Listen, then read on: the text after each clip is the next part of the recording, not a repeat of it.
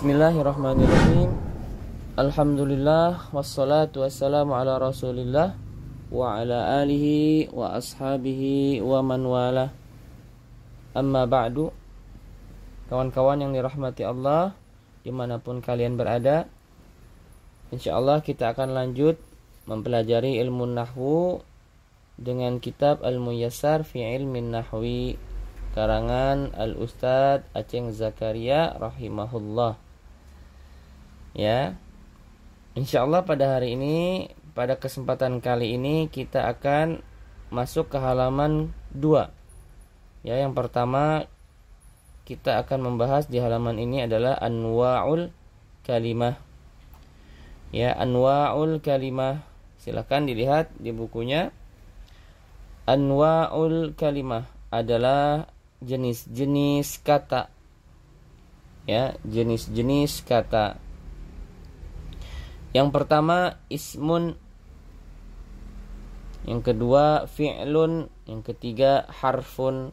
Ya, kita bagi dulu. Ya, ismun itu mudahnya kata benda. Ya, nanti akan kita jelaskan lebih rinci pada poin berikutnya. Ya, fi'lun itu mudahnya adalah kata kerja.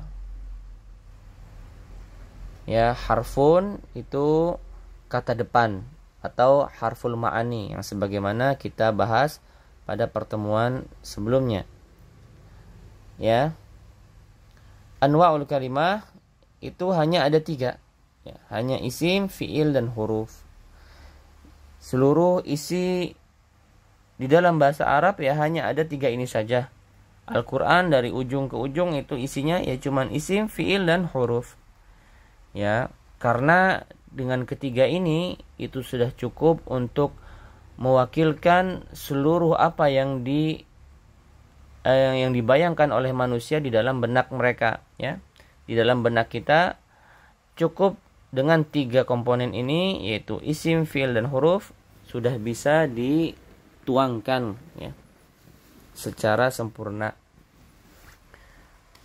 Ya, yang berikutnya kita masuk ke poin pertama, yaitu al-ismu, yaitu isim. Ya, ini definisi secara istilah, ya, secara istilah nahwu. Ya, al-ismu huwa kalimatun dallat ala ma'nan walam tuktaran bizamanin.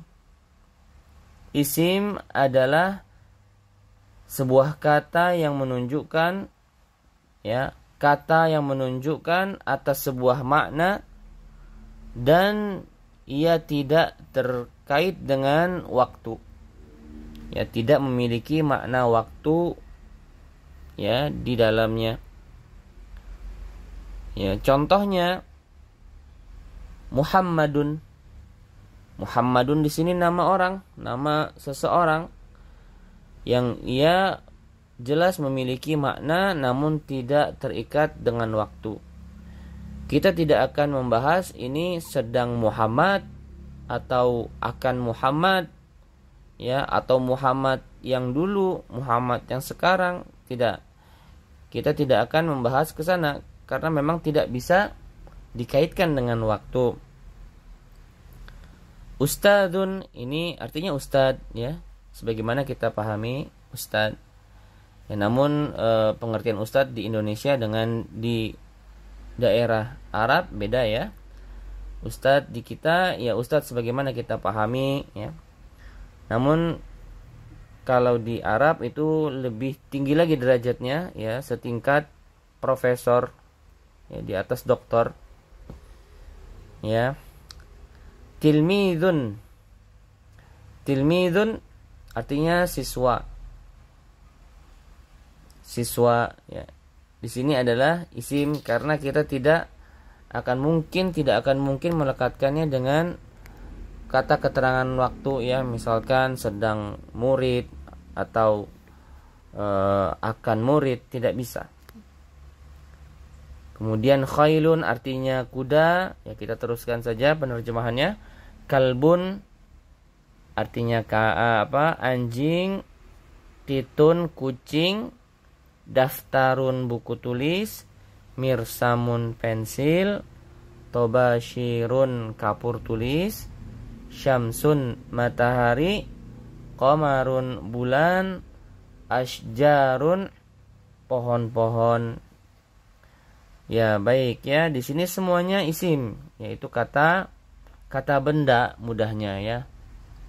Namun perlu diingat ya, kita membawakan dengan istilah kata benda ini hanya untuk mempermudah saja kita dalam memahaminya. Adapun isim itu tidak terbatas dengan benda ya. Bisa nama orang seperti tadi kita lihat, atau sifat seseorang, atau warna, angka ya. Lebih luas lagi definisi atau cakupan isim ya di sini ya. Kita lanjut lagi ke bawahnya, yaitu alamatul ismi, tanda-tanda isim, tanda-tanda kata benda ya. Yaitu yang pertama al-khafdu. Ya, tanda-tanda isim yang pertama al-khafdu. Dia bisa menerima khafat ya. Istilah khafat di sini biasa di tempat lain ya, atau istilah lainnya adalah al-jarru atau majrur ya. Maksudnya bisa menerima harokat kasroh ya. Ciri-ciri isim adalah bisa menerima harokat kasroh ya. Kalau tulisan Arab ya, di literasi ilmiah ya, atau di tulisan-tulisan aslinya bukan di Al-Qur'an, itu tidak berharokat ya. Tidak berharokat. Jadi kita harus bisa mengenali tanda-tanda isim ini ya dengan baik. Yang pertama, dia bisa menerima harokat kasroh. Kita lihat di buku itu ada Bismillahirrahmanirrahim. Ya, yang ba di sini kita abaikan karena dia adalah huruf. Yang pertama ismi ya, dia kasroh berarti dia isim. Kemudian Allahi lafdzul jalalah sudah pasti isim.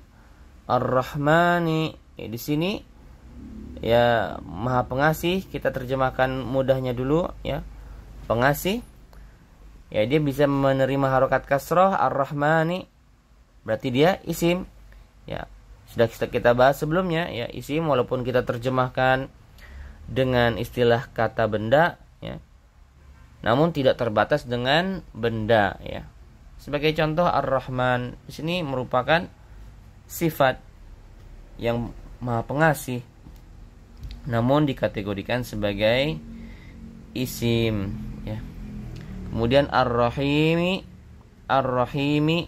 jelas di sini berharokat kasrah ya, maka dia adalah isim pula.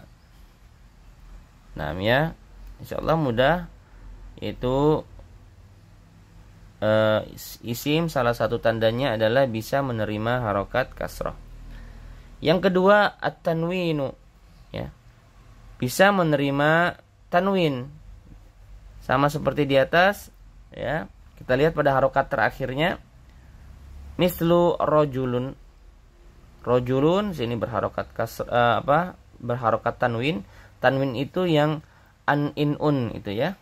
Yang rojulan, rojulun, rojulin gitu ya. An-in-un.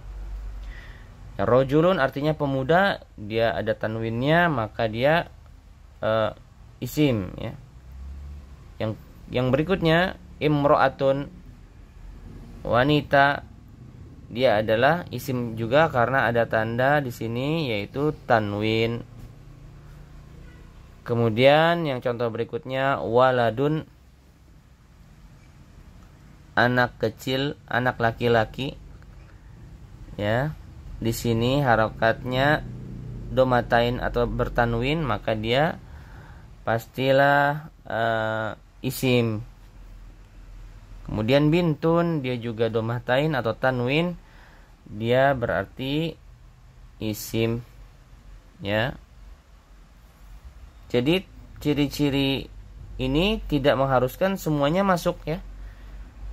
salah satu dari 4 ciri ini kalau masuk ke dalam sebuah kata maka dia adalah isim. Ya, contoh yang poin yang ketiga, al alifu wal lamu. Alif wal lam atau alif lam, ya. Al, biasa kita sebut al. Seperti pada lafaz Al-Fatihah, itu alnya al. Ya. Kita lihat contohnya, ya, isim itu bisa menerima al. Contohnya al-ustadzu. Al-ustadzu, kita lihat di sini aslinya dia adalah ustad. Ya, ustad, tapi didahului oleh al. Begitu. Maka jadilah dia al-ustadzu. Ya. Kalau yang dicontoh sebelumnya, ya di contoh isim-isim yang di atas itu dituliskan ustadzun, ya. Ya, ustadzun. Namun setelah masuk ke dalam setelah dimasuki oleh alif lam, maka domah tain yang sebelumnya seperti ini, ustadzun, maka dia hilang menjadi ustadzu. Ya, tanwinnya hilang, masuk, ya, karena kemasukan alif lam. Begitu itu, ya. Kemudian yang kedua, al-ustadzah. Sini juga isim karena dia kemasukan alif lam. Kemudian yang berikutnya at-talibu, dia juga isim karena dia kemasukan alif lam. Ya. Alif lam yang ada di awal kata, ya, alif lam yang tambahan, ya, sifatnya. Ya. Yang keempat, huruful jarri. Ya, huruful jarri atau huruf-huruf jar. Ya, huruf jar di sini masih bisa kita terjemahkan sebagai kata depan juga. Namun, ya, ini berbeda.